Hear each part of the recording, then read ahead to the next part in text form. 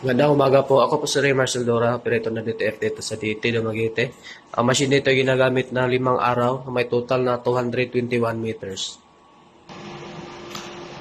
Ito naman yung printing head area. Pinalitan po ang whitehead last December 2024. Ang capping naman ay may 70% ground condition.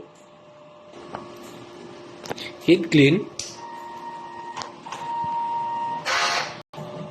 Punasan ng wiper pagkatapos mag-heat clean.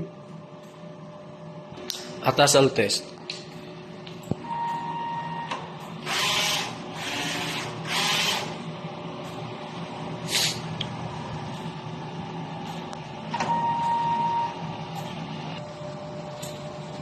Ito naman yung ink tank system, yung ink level is sakto lang. Ito naman yung EVR.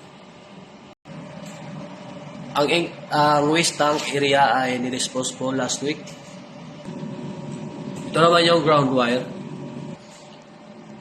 Ito naman yung mga unused ink at powder. Ang film. Ito naman yung daily output recording.